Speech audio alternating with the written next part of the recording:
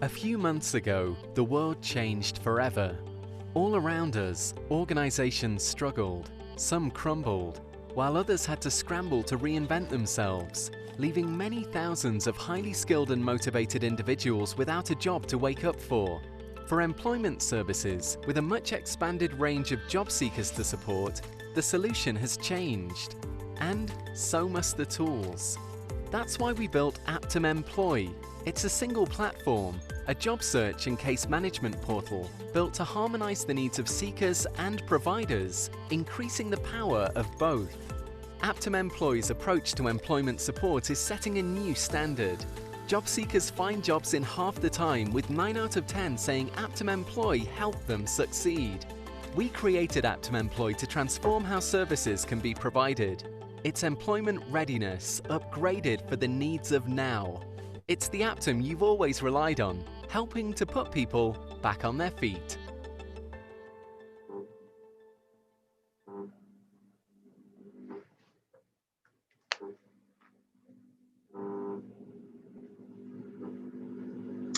Right, hello everybody and welcome to this Learning and Work Institute webinar. My name's Stephen Evans, I'm the Chief Executive of the Learning and Work Institute. I'm going to say a few words by way of introduction and then I'm going to pass across to our Director for Policy and Research, Fiona Aldridge, who's going to chair the discussion. And we've got two really excellent speakers, so I'm looking forward to hearing from Bim and from Jack as well. Fiona will introduce them more fully in due course. So today's webinar is all about the labour market and where we are and what we need to do next. And we had some new figures out yesterday, and Jack and I will go through some more real-time information that Indeed have. But I guess yesterday's figures, basically all the graphs are going in the wrong direction. So employment falling, unemployment up, economic inactivity up. But actually, given the sharp drop in GDP that we've had as we've constrained the economy to respond to coronavirus, actually those figures could be a whole lot worse. And one of the main differences, I think, that's led to that is the coronavirus job retention scheme. And I think huge kudos to the Chancellor and to the Treasury and HMRC officials for creating that scheme from scratch and getting it up and running so fast and supporting the wages at its peak of, I think, almost around 9 million people. So that's really helped to cushion the labour market, and we now know that's going to be extended through to the end of March. We've gone through a few iterations over the last month to get there, but we now have that confirmation. I guess for me, what comes next is something we explored in our Missing Millions report, which we're kind of focused on today. I guess there's two things going on in my mind here. So one is that we don't quite know what the path of the virus will be, and we're going to have we've got some tentatively good news about vaccines the other day, and it's kind of great to finally see some good news coming through, and the scientists are doing an amazing job. But even if that comes through, it's going to be sort of March probably before we're sort of properly rolling it out. We're going to have social distancing restrictions in place for some time, and that's going to constrain some of the sectors like retail and hospitality until we get that vaccine fully rolled out and other treatments and things like that. So that's what we termed as transition gap. We're constraining some really job-rich sectors, and that's going to be the case for a good few months yet, even in the best case scenario. But then secondly, I think some of the changes that we've seen probably are permanent changes. You know, we're sort of dialing in on Zoom and Teams and Slido and all kinds of things like that. And whilst we're not all going to probably work from home permanently, there will be more working from home. There's structural shifts going on in the economy that will affect the whole country, but also parts of the country. So city centres versus towns. We used to sort of talk about towns getting left behind cities. Maybe it's kind of flipped around the other way a little bit now. And the labour market in the past 3 recessions has taken something like 3 to 7 years to recover back to its pre-recession peaks. So that, you know, it takes time for businesses to identify those new opportunities, to make the most of them, then to turn that into jobs, and then for people to find those jobs. So I think for me, we want to protect the labour market during that transition. I was going to say transition period. We've got one of those for the EU, haven't we? But that transition time that we've got while we're waiting and trying to respond to the virus. And then there's the structural changes going on that we want to facilitate as much as we can and help people switch and adapt across. And actually, one of the problems we got is we don't know for each business and each job which is going to come back once we get to wherever we get to with the virus, and which is a structural shift. So it's quite difficult to tell the difference. And that's one of the tensions that I think we've seen in policy as we've gone through various iterations of planned furlough schemes, for example. So Missing Millions, we set out a 3-part plan to try and tackle these transition gaps and these adjustment gaps, as we termed them. So part of it was about supporting existing jobs in those constrained sectors, and the Chancellor's now extended the current furlough scheme on to the end of March to try and do that. I guess question mark about are we preventing some structural adjustment that needs to happen, or is it good better to err on the side of caution and then have the time to do those adjustments thereafter? Second part of the plan we talked about was stimulating job growth. Remember, before this crisis, it's not like we were sort of roaring away with productivity growth. Since the great financial crisis, I think the technical term for economic growth would be rubbish overall. So productivity growth much lower, for example, than before the crisis. How do we accelerate our way out of that? I know BIM has written quite a bit about this, and lots of really good ideas. We've got Vice President-elect Biden in the US now talking about climate change and green jobs and green industrial revolutions as a priority for him. Is that something that we should be looking to accelerate and creating those green jobs as quickly as possible here, for example? And then the third part was about how we improve employment support as well, because it's all very well, you know, sort of trying to create new jobs, but how are people going to find them? And again, DBP, I think it's great to see the doubling in the number of work coaches in job centres. The Kickstart scheme is something that we argued for is a good thing. But what else can we do? There were people who were long-term unemployed before this crisis. We don't want them left even further behind. Where's the retraining offer? How do we join up employment and skills support, which lots of us have been talking about probably for decades, but kind of feels really topical and important right now in the context of that structural change in the economy that I talked about. And then the fourth thing, which we didn't talk about in the report, but I'm going to shoehorn in here anyway, is about income support for people and security. And we had a temporary increase in universal credit, which was great at the start of the crisis. Suggestions in the newspapers that that's going to be rolled forward for another year, which kind of feels a bit like a no-brainer. But what else do we need to do to support household incomes and provide them with security during what's a really difficult time? You know, we've seen Marcus Rashford have a direct effect on policy. What else do we need to do in terms of the universal credit system and security for people? For example, if they're retraining, they don't want to take a step down in terms of income to move across to a different sector if they've got lots of household bills they've got to meet. How do we help people with that security side of things? So 4 pretty big questions and topics there. So if the panelists could sort all of that out in the next hour, that would be fantastic news.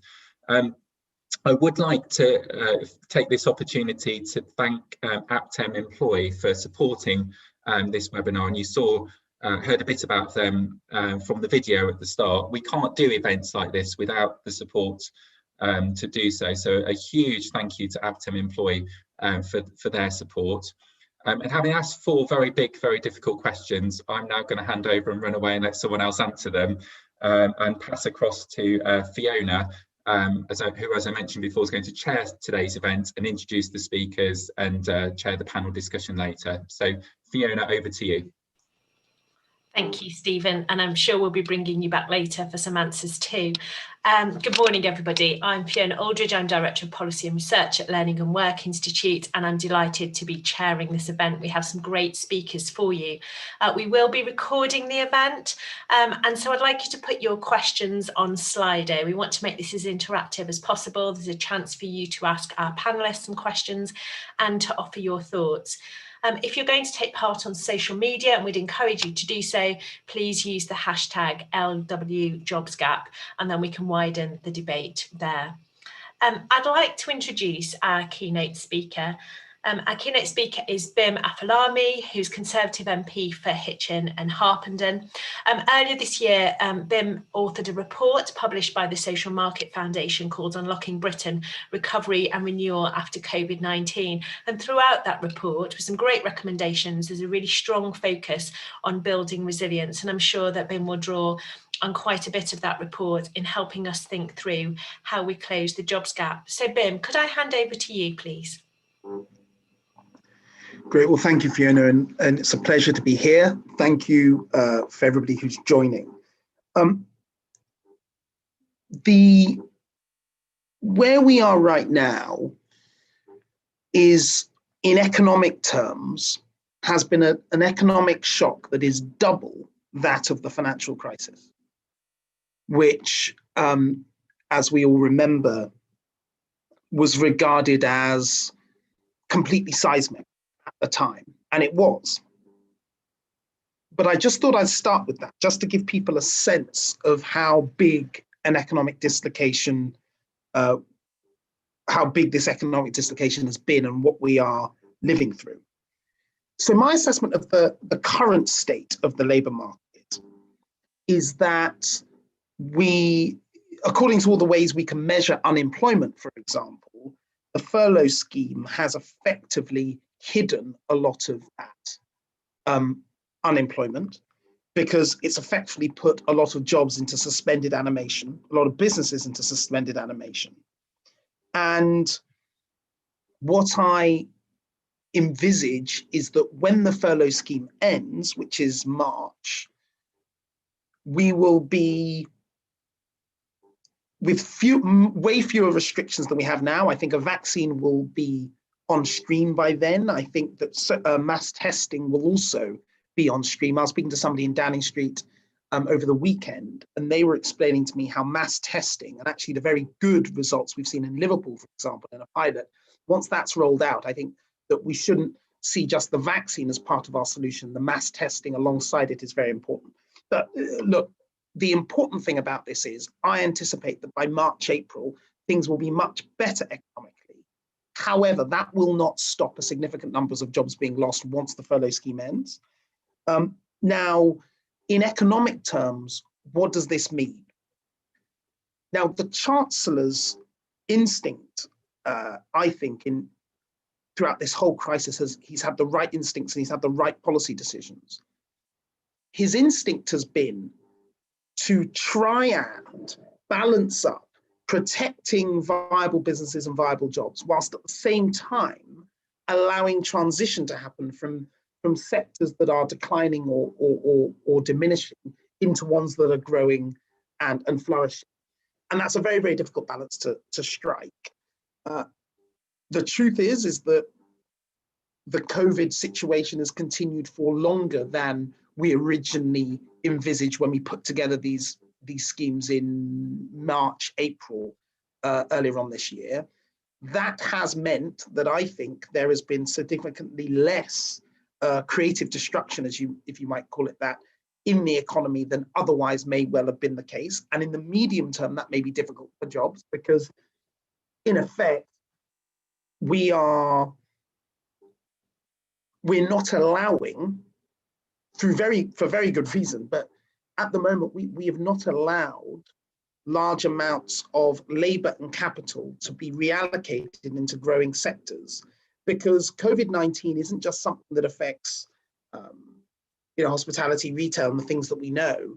It is also occasioning a huge analysis by every single person who owns a business, which is, does this business work anymore? Should this business work in this way anymore? How am I going to think about my real estate portfolio? How am I going to think about technology that I use? How am I going to think about robots and artificial intelligence? All of these things that were happening gradually anyway are now happening in a much more accelerated, shortened time period. So I think that over the medium term, we're going to have to manage the labour market very, very carefully to make sure that, yes, tech jobs protect livelihoods in viable businesses, but at the same time, not prop up businesses that are fundamentally need to be restructured, but we need to support people as they move into growing sectors of the economy, hopefully where they can earn more and develop their skills more in a positive direction. Going forward, there are two things that I think we have to think about if we're thinking about jobs in the economy, because when politicians often talk about the economy, they think of the economy, or they talk about GDP. And I'm afraid those things don't really mean anything to anybody. What matters is jobs and earnings, and to most people. Lifelong training, lifelong learning is absolutely important. The Prime Minister's been very clear about it in a speech he made probably about a month, 6 weeks ago now, his speech on skills, with sort of a lifetime skills guarantee. I think that that's critically important.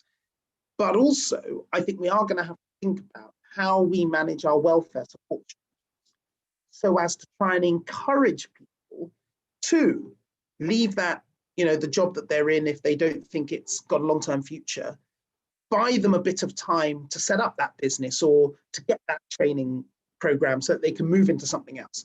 How do we try and encourage that process without hugely impinging on the public purse any more than we already do in the welfare system?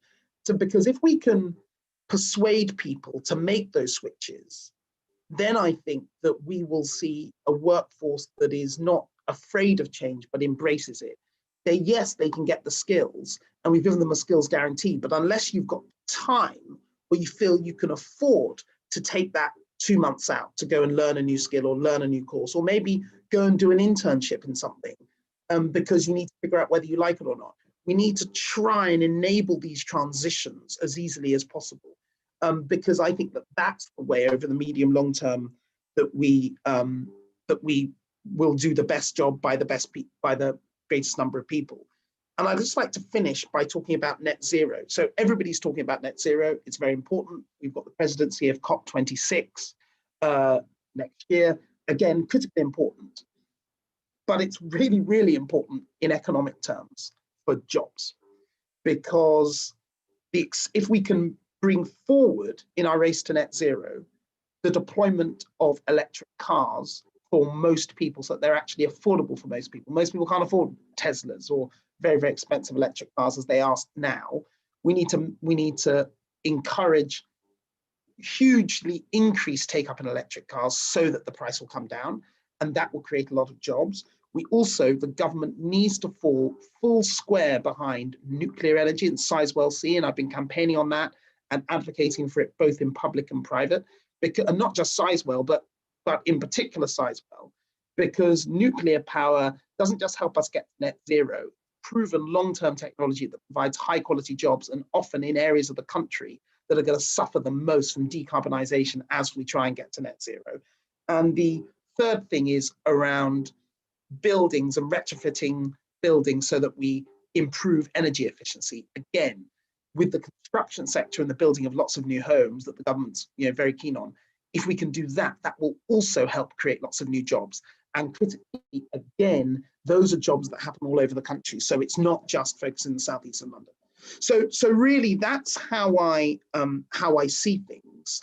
I think we've done a good job so far. We've protected people, protected their jobs. What we now need to do is move forward to enable and smooth that transition for people and businesses to the new world. Thank you, Bim.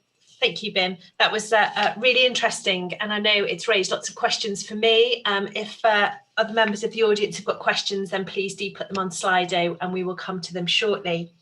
I'd like to invite Jack Kennedy to respond. Jack is a UK economist from the Indeed Hiring Lab, and Stephen mentioned at the start that we saw the labour market statistics being released yesterday. One of, I think, the amazing things about the data that Jack has from Indeed is its kind of real-time nature, and therefore it'd be great, Jack, to hear from you a response to what Bim has said, but also being able to talk to us a little bit about what your data says from Indeed about the state of the labour market.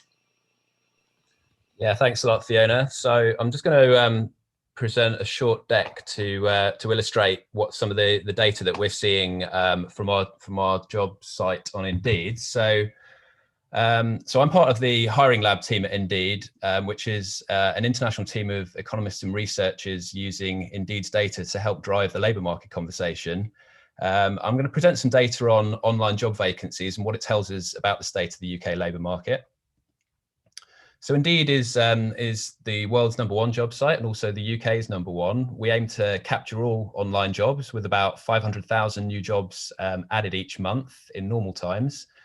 The data that I'm going to show you is generated by the site. It's a very simple site. It works like Google, but with 2 search boxes, what and where, and you can leave one of the 2 blank. And then once you click on Find Jobs, you get the results. And that kind of gives us almost a front row seat into the labour market. We're generating almost real-time data. So this chart is showing the job postings trend through to the end of last week. So looking at the overall volume of job postings, what we're looking at in this chart, the 3 lines are the job postings trend for each of the last 3 years, indexed to the position as of the 1st of February. So whereas in 2018 and 2019, we saw job postings gradually rising as we moved through the year. The trend in 2020 has obviously looked very, very different. We had a steep fall in job postings from around mid-March, just before the start of the first lockdown. And that only really bottomed out in early June, by which time overall job postings were down over 60% year on year. We've since seen a gradual recovery in job postings, but we're still running 44% below where we were this time last year, as of the end of last week. As we started lockdown 2 in England. So clearly then the jobs gap is still very, very substantial. Looking at the... Interrupt you a second, we can't see your slides. Could you... oh, really? Sorry. Oh, sorry. 1 sec.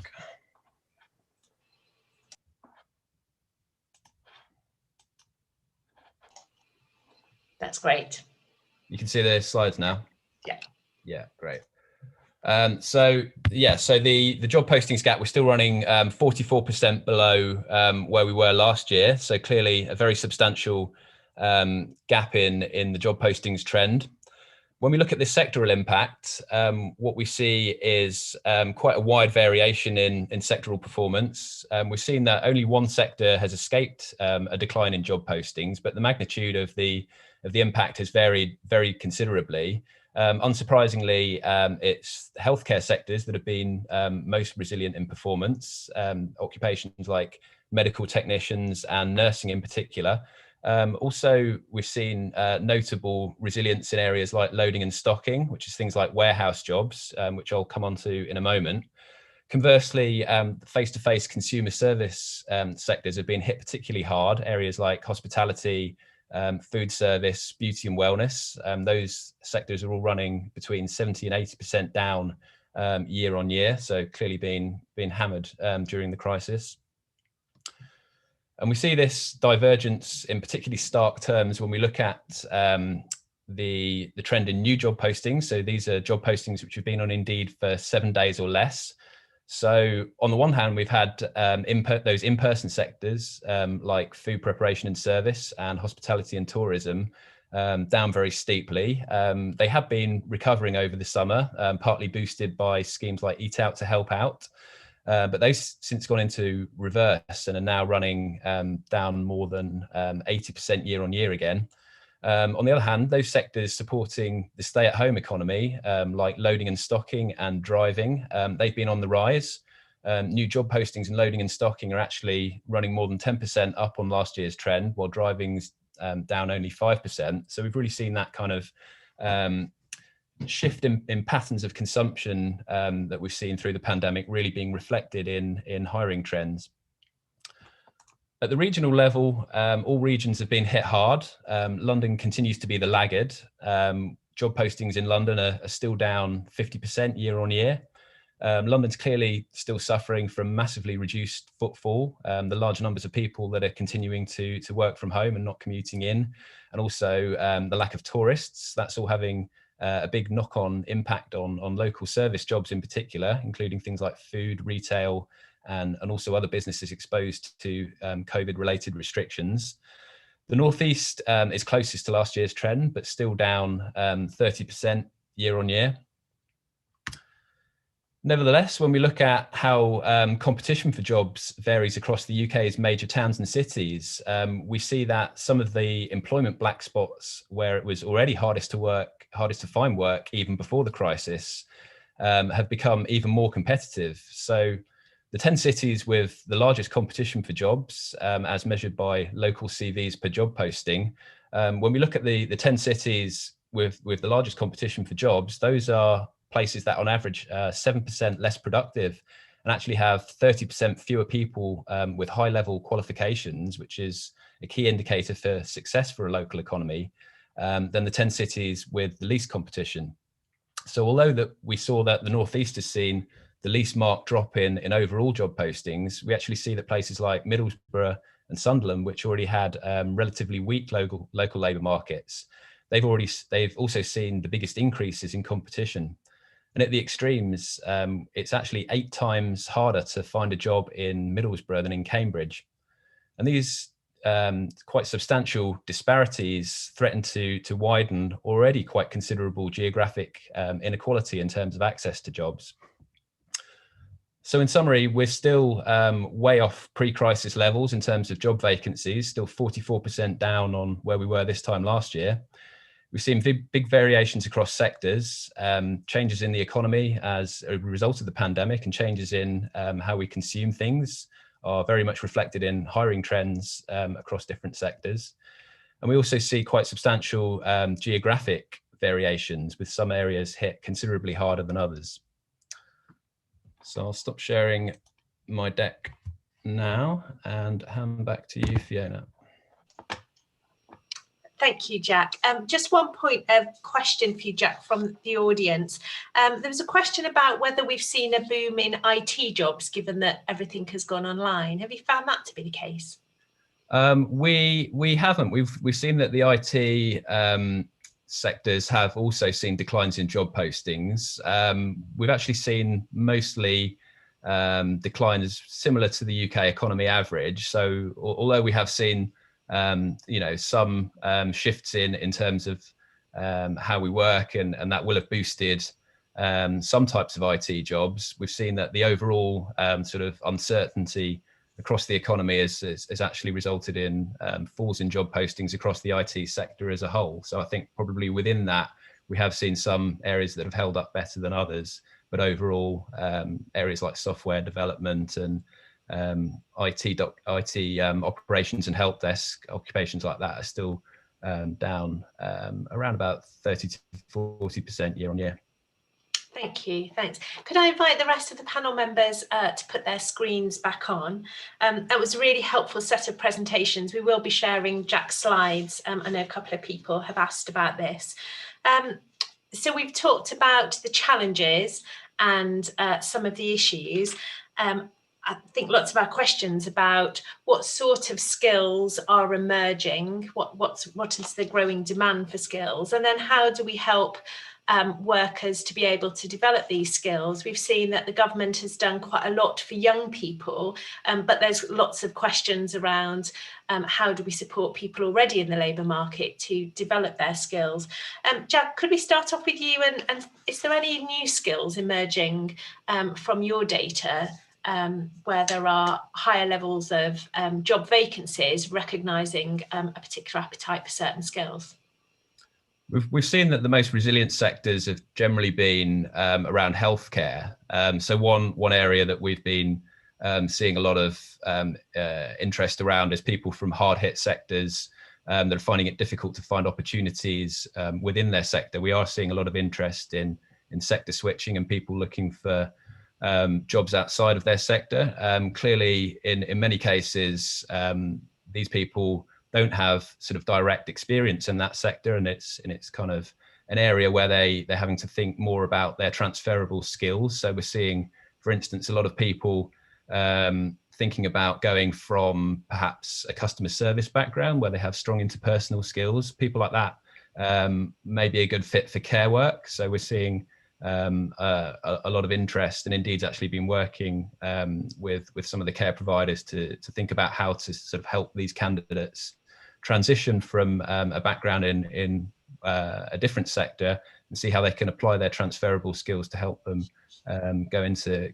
areas like social care, for example. Thanks, Jack. Ben, can I ask you about this idea about job switching? So we know that typically when people change jobs, they often change jobs into something that's very similar to what they had previously done. But in this economic crisis, there's going to be much more of a need to retrain for something completely different. And therefore, we need to rethink both the skills offer, but also the welfare offer. And you touched on both of those. I wondered if you could tell us a little bit more about what you think is needed in order to support adults already in the workforce to take the time and make the investment to switch. Yeah, look, so I think that's a good point around people typically have always moved into something similar to what they previously did. So I take quite a radical view of this, dangerous thing to do, which is normally with economic transformations, they happen relatively gradually. And so you can move into something quite similar to what you did, and then 2-3 years later, you move into something quite similar to that, and then 2-3 years later, you move into something quite similar to that. And actually, over 10 years, you've moved quite a long way, actually. But each time you were doing something like sort of close to what you were doing. I just fear that the transformation is so fast that there isn't going to be as much room for that as people think. And so therefore, we have to support people in doing things. Yes, of course, look, if you're good with numbers and you hate reading, then you're probably not going to go into certain things, and vice versa, you're obviously not going to go into other things. Or if you're good with your hands and want to work outside, you're not going to work in, you shouldn't probably stick yourself in an office and whatever. So don't get me wrong, I'm not saying preferences don't matter. I'm just saying that I think we are going to have to support people to make bigger leaps than they previously did. How do you do that? So lifetime skills guarantee that the Prime Minister set out, that's important. I think we need to go further and build on that.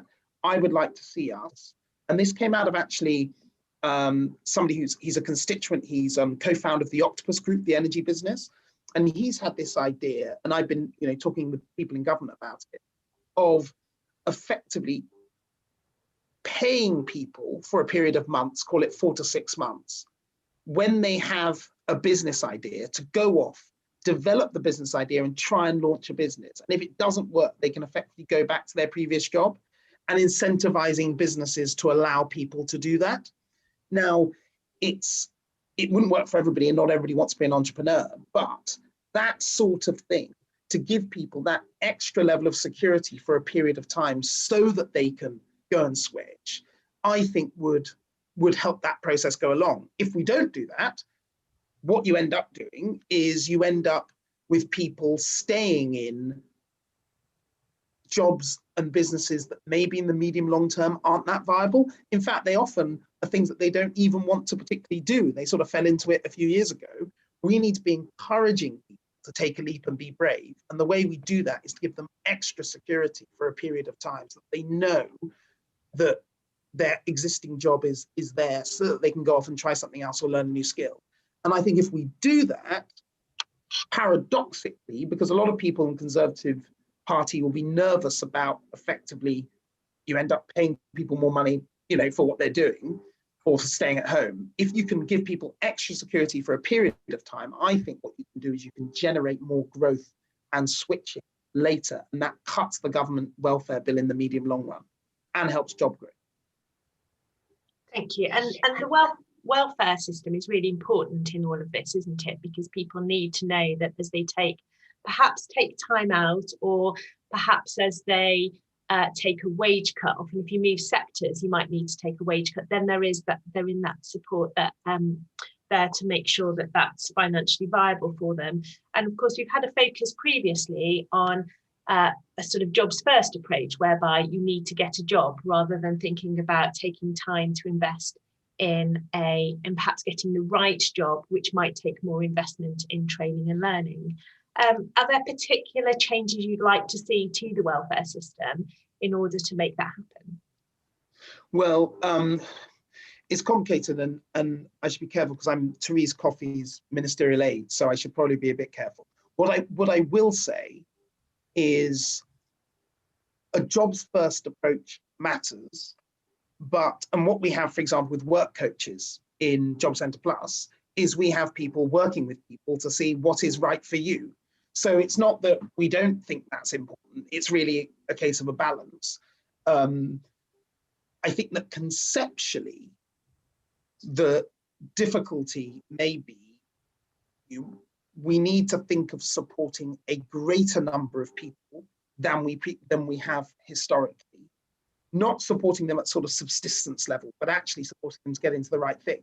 Because once the furlough scheme was introduced, the sheer numbers of people on the furlough scheme and what that does to your expectations of people who are investing in the economy or working in the economy means that we have now got a much larger group of people who have been directly supported by the government for their work.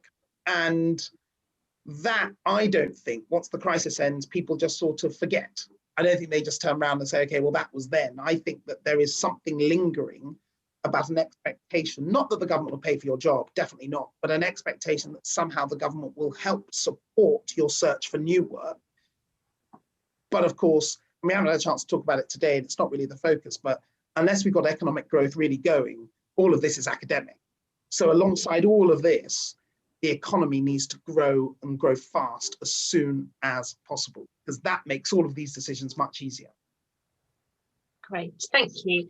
On the chat, there's quite a few questions around whether we need perhaps more radical solutions. So should we have reductions to the length of the working week to give people enough time to think and experiment with starting a business or to retrain? There's of course been wider discussions about universal basic income. Jack, I'm interested in you first, but also Bim too, and Stephen, if you'd like to join us, about what you think will be needed in order to be able to help us tackle this major jobs gap that we have. Stephen touched on a few things at the start, but Jack, I wondered if there was anything from the data that you've been looking at that suggests there might be some solutions. No, I mean, I think Bim's absolutely right. We do need kind of to stimulate overall job creation, and that's going to be sort of driven by economic growth. It's going to be driven by the economy getting back on its feet, and that's going to sort of enable things like levelling up to become a whole lot easier. I think in terms of sort of helping people access sort of information to help them navigate switches into new careers, that's something else that perhaps things like data and analytics can help with. I think things like using technology to sort of analyze online job searches and click patterns to help sort of illuminate the types of jobs that job seekers are interested in and qualified for. That'll all be very sort of valuable in helping to sort of guide those pathways. But I think overall it's been, Bim's point about sort of getting economic growth motoring again is going to be sort of the key to unlocking all of that. Thank you. And Stephen, we've at Learning and Work, we've made a range of suggestions through some policy work we've been doing, both with the think tank Reform about how we support people to change careers, but also the report that you mentioned at the start. Do you have particular suggestions about what you think we need to do? I noticed Ben picked up on your initial point about green growth and investment as a way of stimulating the economy. Well, that's a handy question to plug some of the things we've done. Excellent work, Fiona. I think kind of to go back to a couple of things that Bim was talking about actually at the start. I think there's a kind of and it's always good to hear a bit of Schumpeter quoted as well, and sort of creative destruction. I think part of the challenge we've got here is that we don't know to what extent jobs and businesses are going to be viable once we get through whatever getting through the pandemic means in terms of vaccines and treatments and stuff, and which aren't. So maybe we need to err on the side of caution and do more of the protection stuff. And then, you know, hopefully once vaccines and things like that come through, you can then allow some more of the structural change to happen. But you need support for that structural change and to help people shift across. And I was struck also by what Jack was talking about in terms of the number of unemployed people per job in different parts of the country. And this is a government elected on a promise to level up opportunity across the country. So that it kind of feels like that's a big part of this as well. So I guess for me, it's kind of, we know we've got some really strong green growth sectors, and they're in parts of the country that perhaps, you know, you'd sort of want to help level up and have lower employment rates. So it kind of feels like that could be a big part of leveling up as well as helping people switch. I think we're trying to sort of match aspiration, opportunity and security, and it's quite difficult to do all three of those things. So I guess for me, just to highlight, well, I could just go on forever, but the good news is I'm not going to. Perhaps the one thing I mentioned is that retraining point, because it just feels to me like that's kind of a growing issue, and one that we've never quite got right really in terms of policy. And at the moment, if you want to go and retrain to work in a different sector, you have to, there's very little public financial support for you to do that. It's kind of, you know, just go and do it yourself. Whereas actually, never mind the training costs, and the lifetime skills guarantee is a really good thing. There's all the living costs, and you were talking, Fiona, about the drop down you might have to take in income whilst you're retraining, but also as you take perhaps a lower level job in that new sector as you work your way up. So it feels to me like we need something that is either looking at, apprenticeships are a job with training. So we already have something that's kind of intended to help this. So do we need to look at how we support the levy and the apprenticeship system to help more with retraining and with people's living costs while they're doing it?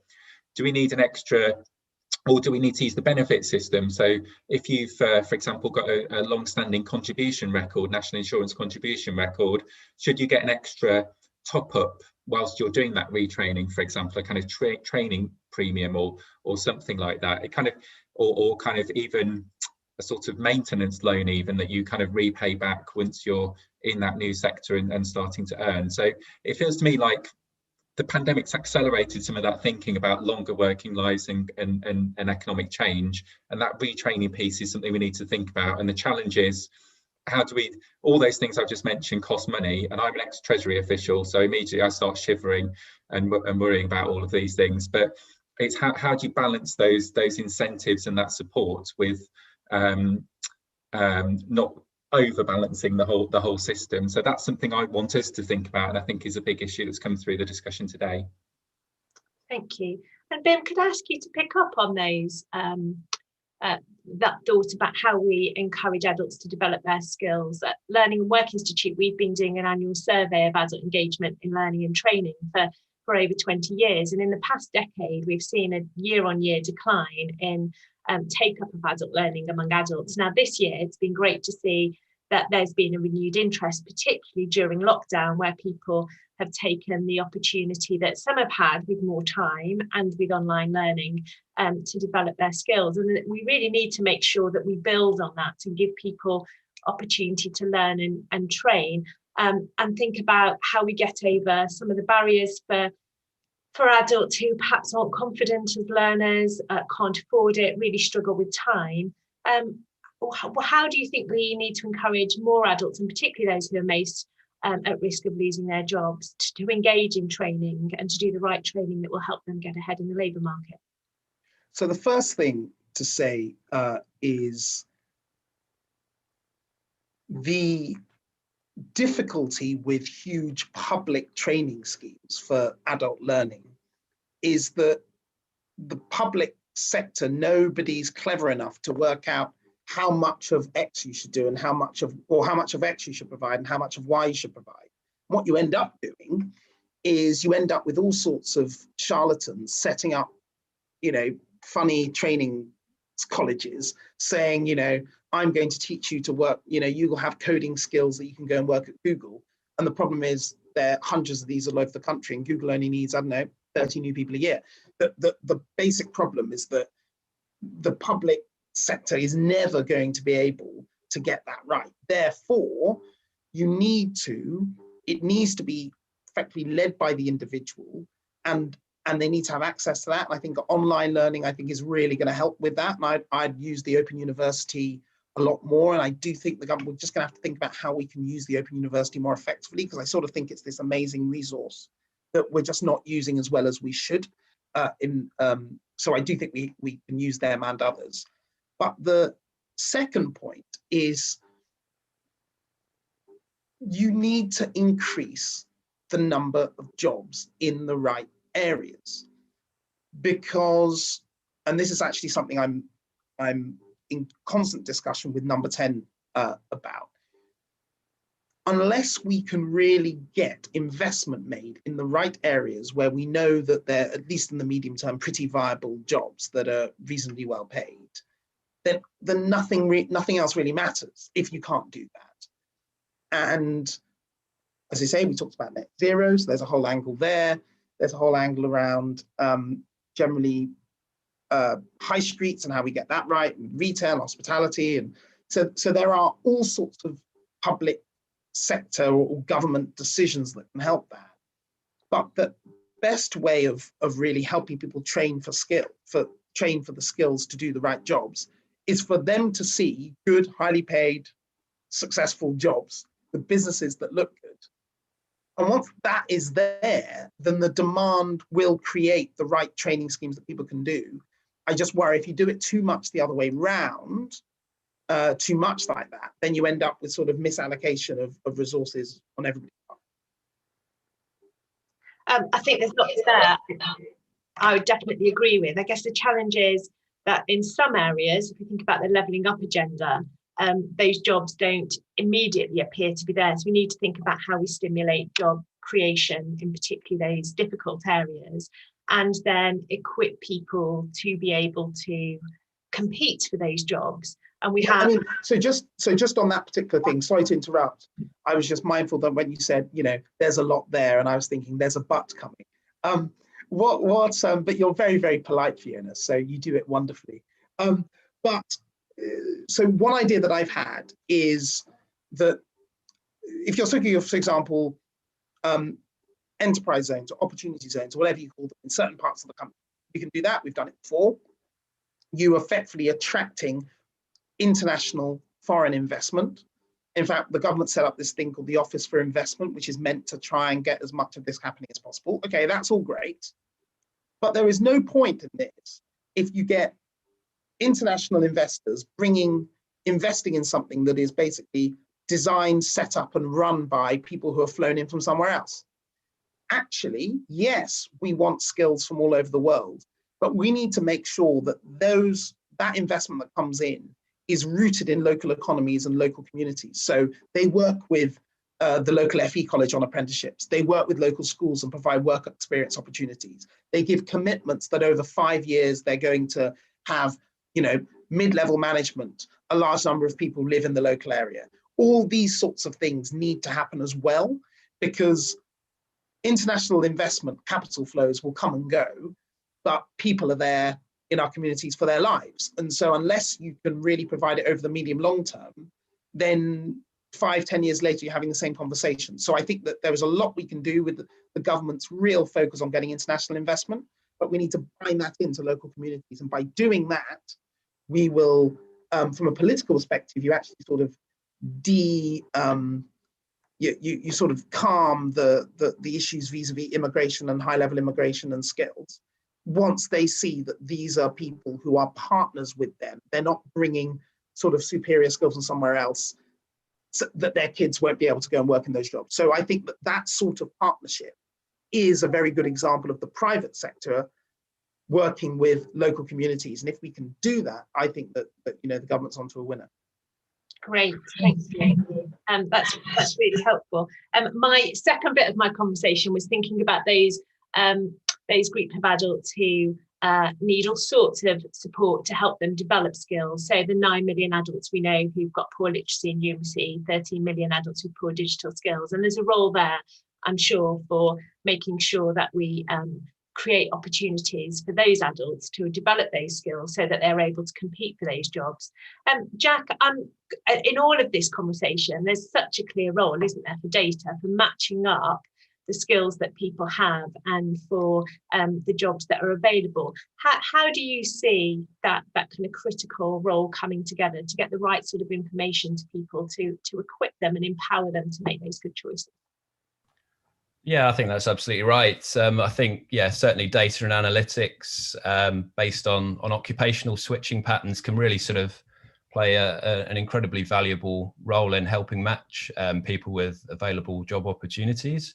I think, for example, job centres can tap into things like click pattern data to help direct people to positions that they'd be a good fit for based on their skills and experience. And I think when the labour market does start to recover, especially if some of the sectoral shifts in demand that we've seen as a result of the pandemic, if some of those do sort of prove to be longer lasting, I think all of that's really going to be incredibly important in helping people navigate those career switches. Thank you. And Stephen, this I know we've done a lot of thinking about kind of the unequal impact of the pandemic on the labour market and supporting adults to reskill. And we touched too on the issues that Jack mentions about data. What else do you think we need to do to make sure that those people who won't naturally find themselves at the front of the queue for either training opportunities or these great new jobs get the support that they need? Yeah, well, just to agree with something Bim was saying just before as well, in terms of, there you go, in terms of that sort of investment in, you know, I remember working for the Mayor of London, who was a gentleman called Boris Johnson at the time, and basically there were loads of people digging tunnels across London. So there was Crossrail was about to start, there was the Thames Water super sewer, and there was an extension to, there was basically loads of tunnels and holes being dug in various places. But we were told that the main tunnelling expertise in the world was Cornwall, France and China. So we thought, well, hang on, maybe we could do something about this, given there's going to be so many tunnels dug across London for many years to come.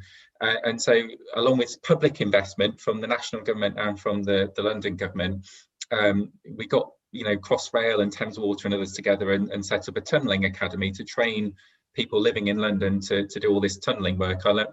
I could bore you about tunnel boring machines more than you'd probably expect, Fiona, and I won't.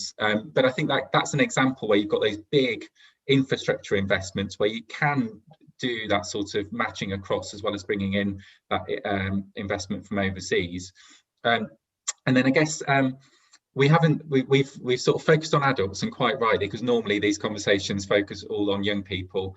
But I'm going to mention young people now because they have been particularly hard hit by the crisis, I think, partly because the rise in unemployment so far has been more about reductions in hiring than people losing their jobs, and reduced job-to-job moves as well. We're now seeing that spike in redundancies, but hiring crunch so far. And we've had young people affected by a sort of double whammy of disrupted education and then a weaker labour market. And we know that period out of work when young has long-lasting impacts. So it's great that we've got Kickstart, for example.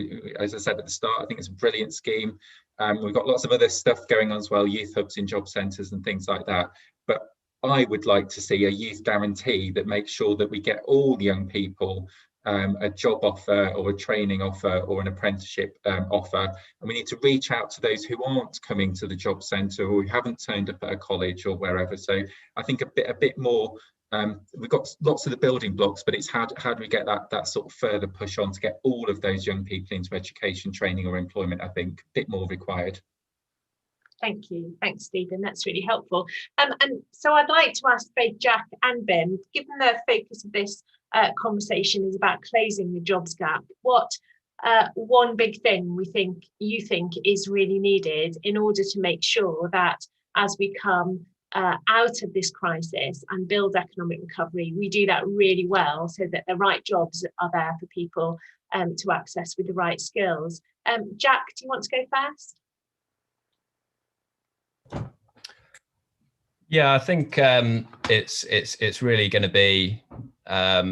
It comes back to the point of getting the economy moving again. I think it's getting that sort of recovery and in overall job vacancies better established. I mean, I think the fact that we're still sort of running so far below sort of pre-crisis levels, it's really sort of throws into stark relief the scale of the challenge. And I think it's just going to be sort of giving the confidence to businesses to be able to invest again and to be able to sort of resume hiring. So I think it's really going to be a sort of a key focus for policy to kind of get that confidence, get that kind of uncertainty that's been holding back hiring kind of lifted, and enable that kind of recovery to take hold. Thank you. And Ben, your report that I mentioned at the start really focused on building a resilient economy. What do you think we need to do to close the jobs gap and make sure that we build a really strong, resilient economy for the future? I think that in the medium term, and we've got to think about the medium term, because in the short term, the easiest thing to do is just create lots of public sector jobs, right? But in the medium term, first of all, I agree with what Jack said, that growing the economy is just the sine qua non of everything. But secondly, I do two things. I'm going to cheat, typically. One is, I think the government needs to absolutely back nuclear and outsize, well, give a very strong signal for the other projects and show investors that government is 100% going to back nuclear. That is worth hundreds of thousands of jobs. So that's one thing we can do. And the second thing, and I repeat what I said around this idea of supporting people to setting up their own business or to go and train in something else.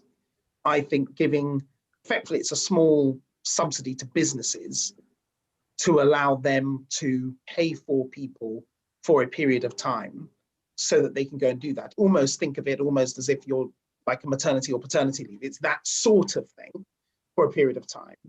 I think if we did that, we would enable a lot of local job growth, and you would free up a lot of people to move into sectors and skills that they're not currently in. So those are my two things. Well, you're definitely allowed to, so thank you so much. That's very kind. Right, so thank you so much, all of you, for contributing to the discussion. Thank you to our audience for your questions. We will be sharing the slides. We will put up shortly a short poll for you to complete. And I'd also like to thank Aptum Employ once more for their support. So thank you, Jack. Thank you, Ben. Thank you, Stephen, for a great discussion.